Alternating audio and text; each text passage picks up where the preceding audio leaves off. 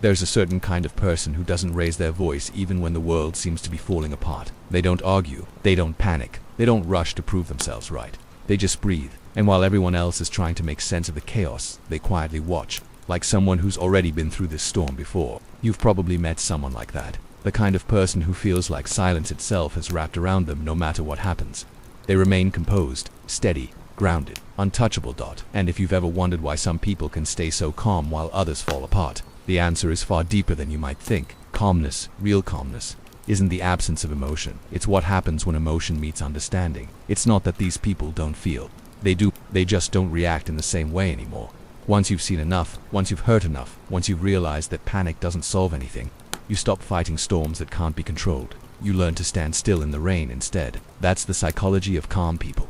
They weren't born this way. They became this way. See, people who are always calm usually went through phases where they weren't. They were overthinkers once. They cared too much. They tried to control everything, fix everything, please everyone. And every time they tried, they learned the same lesson. That life doesn't bend to your will, no matter how hard you push. At some point, they stopped trying to control the ocean, and instead, they learned to surf it. That's what calm really is. Not indifference, but emotional wisdom. Psychologists often describe this as emotional regulation, but that term doesn't quite capture the soul of it. It's not just about suppressing emotion or pretending everything's fine. It's about understanding emotion so deeply that it no longer has control over you. Calm people aren't emotionless. They're emotionally fluent. They've learned the language of their mind. They can feel anger without exploding, sadness without drowning, and uncertainty without losing balance. Because inside their mind, there's a small voice that whispers, "This too will pass." And that voice isn't blind optimism, it's memory. They've lived through enough to know that even the worst moments fade, that panic doesn't speed up healing, and that peace isn't found in control, but in acceptance. Most people misunderstand calm people. They think calm means cold, but in truth it often means compassionate. Calm people are the ones who hold space for others when everyone else is panicking. They're the ones who can say it's okay and mean it, not because they don't care, but because they know chaos isn't permanent. There's a kind of quiet strength in that. It's the strength of restraint, of knowing that not every battle deserves your energy.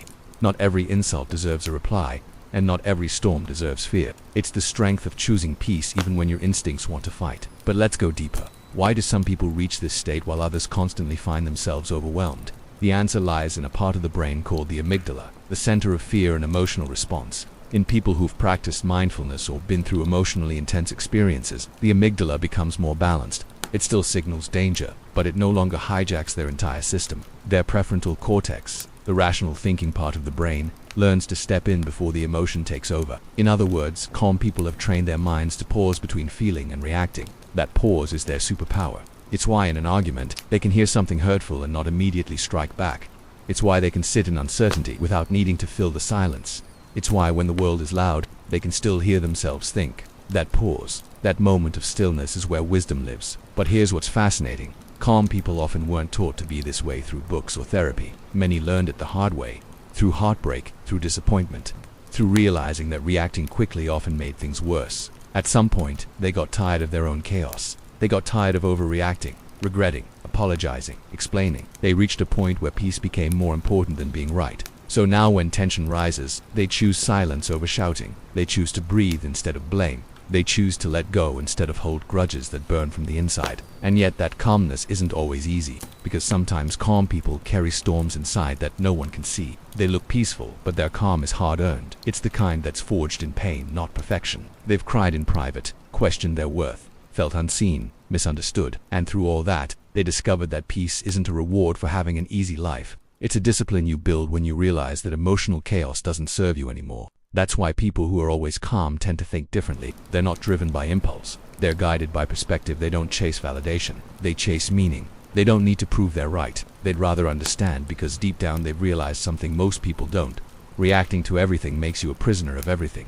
The calmer you are, the freer you become. In psychology, there's something called response flexibility. It's the ability to choose your response rather than let it choose you. That's what calm people master. They don't suppress emotion. They channel it. They let the energy move through them without letting it destroy them. That's why they're often the ones who seem so composed during crisis, but break down quietly afterward. Not because they're pretending, but because they understand timing. They know there's a time to feel and a time to act, a time to process and a time to release. Their calmness isn't a mask. It's an internal compass that keeps them aligned no matter how strong the winds get. And if you look closer, you'll notice another thing. Calm people don't just react differently, they see differently. While most people see chaos, they see patterns. While most see problems, they see lessons. While most see endings, they see beginnings disguised as change. They've trained their perception to zoom out, to look at the bigger picture instead of getting lost in the moment. That's what gives them balance. That's why they can lose something and still say, maybe this was meant to happen. It's not denial, it's perspective born from experience. The calm person you see sitting quietly in the corner, they've probably lived through things that once broke them.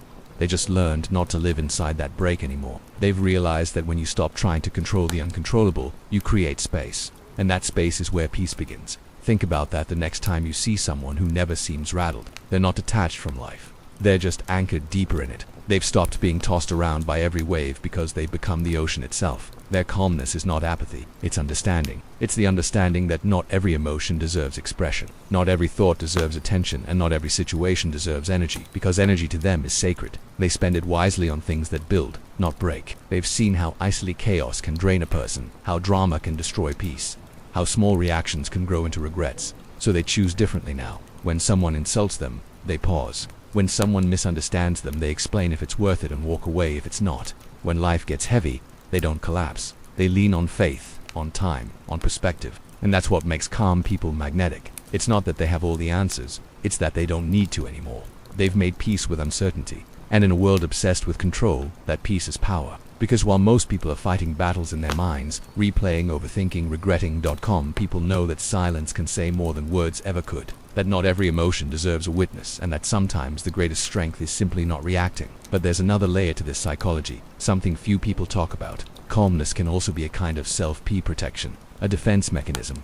Yes, but a gentle one. For many, calmness isn't something they chose, it's something they had to build to survive. They learned early that reacting loudly didn't change outcomes, that staying composed was safer, that keeping your emotions guarded kept you from being misunderstood or hurt. So calmness became their armor, their quiet became their shield. But here's the beauty, even if it began as protection, it evolved into power. Because over time, that restraint turned into awareness, that emotional distance turned into depth, and that quiet strength became the foundation of their peace. That's why calm people are often the most they understand their triggers, they recognize their patterns, they don't need constant noise to feel alive. They find comfort in stillness because stillness isn't emptiness, it's clarity. It's the sound of someone who's finally stopped running from themselves. The calm ones, they often make the world feel a little slower, a little safer just by being in it. They don't walk into a room and demand attention. They don't raise their energy to match the noise. Instead, they lower the noise by being themselves. You can almost feel it, that quiet confidence that doesn't need to be proven. There's something magnetic about people who stay calm in a world addicted to reaction. It's not because they're emotionless, it's because their emotions have matured, and maturity isn't about age. It's about understanding what truly deserves your peace. Calm people often know that arguing rarely changes anyone's mind, that rushing rarely speeds anything up, that worrying rarely prevents anything from happening. So, they let go of what doesn't serve them, not because they don't care, but because they finally learned the cost of caring about everything. The calm person has probably already lived through what you're panicking about. They've already faced the heartbreak, the loss, the rejection, the fear. They've seen that life continues even after the moments that once felt unbearable, and that realization becomes their peace. It's not that they expect life to be easy, they've just stopped expecting it to be fair. And that shift alone removes half of life's chaos. When something bad happens, most people spiral into why me? But the calm person thinks, why not me? Not out of defeat, but out of understanding that life happens to everyone, and resisting that truth only multiplies the suffering. They've discovered a truth hidden deep in human psychology, that pain without resistance is just sensation, but pain with resistance becomes suffering. So they stopped resisting what is. They've accepted the flow of life not as passive observers but as active participants who know when to move and when to wait, because calmness isn't passivity, it's control in its highest form, the control of self. They've learned to separate the external world from their internal one. The world can be loud, unpredictable, cruel at times, but their inner space that's sacred. They don't allow every external event to dictate their internal state. That's why calm people often feel like they live in a different dimension, because they do. It's the space between stimulus and response that defines them. That tiny invisible pause where they decide whether to feed chaos or peace. That pause is the mark of emotional intelligence. Because the truth is, calmness isn't found, it's created. Every calm person you meet is building it moment by moment. They've built it in long nights when their mind wouldn't stop racing, in mornings where they wanted to quit, in conversations where they chose silence over reaction. It's not easy, but it's intentional. They've trained themselves to be unshaken, not because life stopped testing them, but because they stopped failing the same emotional tests. If you ask a calm person what changed them, they'll probably tell you, I just got tired. Tired of overthinking, tired of defending, tired of being misunderstood, tired of giving energy to everything that didn't deserve it. So, they started valuing peace like oxygen. It's a strange thing. The world celebrates loud success, but rarely honors quiet strength. Yet, it's the calm ones who carry the most wisdom. They're the ones who can sit in stillness long enough to actually hear what life is trying to say. They notice more than they speak. They see through the noise because silence sharpens perception. In that silence, they observe without judgment. And that's what allows them to understand people so deeply. If you think about it, calm people are emotional translators. They don't just hear words, they hear intention. They don't just see behavior, they see the wound behind it. They don't just react to energy, they absorb, decode, and release it. That's why talking to them feels like therapy. You feel seen, not analyzed, understood, not judged, because they're not listening to respond, they're listening to understand. That kind of listening requires stillness, and stillness requires strength. Because it's hard to stay centered when others are spinning. It's hard to remain soft when the world keeps trying to harden you. But calm people do it anyway. Not because it's easy, but because they know it's necessary. They've realized that peace is not the absence of problems. It's the ability to face problems without losing yourself, and that's what sets them apart. Most people look for peace in perfect conditions. Calm people create peace within imperfect ones. They don't wait for the storm to pass. They learn to find stillness inside it. You'll often find them with simple routines because simplicity stabilizes the mind. A morning ritual, a quiet walk, a cup of tea, a few minutes of silence before sleep. These little habits aren't random. They're anchors. Psychologically, repetition builds a sense of control and predictability. And calm people protect that pattern because it keeps them grounded. They know that without small doses of stillness, the mind starts to spin stories. And the calmer the mind, the clearer those stories become. There's also something beautifully paradoxical about them. Calm people tend to be some of the most emotional souls. Yet, they're the least reactive because they've learned that expression doesn't always require eruption. Sometimes you express emotion by holding it gently until it dissolves. And this doesn't mean they don't feel intensity. They just express it differently. Their sadness turns into reflection. Their anger turns into clarity. Their fear turns into faith. That alchemy, the ability to transform emotion into awareness, is the core of calmness. It's what separates emotional maturity from emotional chaos. But here's something even deeper. Calmness doesn't only change how you feel. It changes how people treat you. When you stay calm, you become harder to manipulate. You become unpredictable to those who rely on emotional reactions. And that in turn protects your energy. Because nothing confuses chaos more than someone who doesn't join it. It's a quiet rebellion. When everyone else is racing to respond, the calm person waits. And in that wait, they gain perspective that others miss. They see motives, patterns, dynamics that only reveal themselves in stillness. They don't rush to conclusions because they've learned that truth always unfolds. It doesn't need to be forced. That's why calm people rarely regret their decisions. They give life enough time to show them what's real. And maybe that's the most profound part. Calm people don't just manage emotion. They respect time. They understand that time reveals what emotion hides. That patience is not an action, it's wisdom disguised as delay. So while others chase quick closure, calm people allow things to breathe, because they know that rushing understanding is the fastest way to misunderstand. If you ask them how they stay so calm, they'll smile and say something like, I just stopped fighting everything. But what they really mean is they stopped fighting life. They stopped trying to win every argument, control every outcome, rewrite every past and predict every future. They started trusting themselves enough to let things unfold. Trust, that's the secret ingredient in calmness. It's not about knowing what will happen.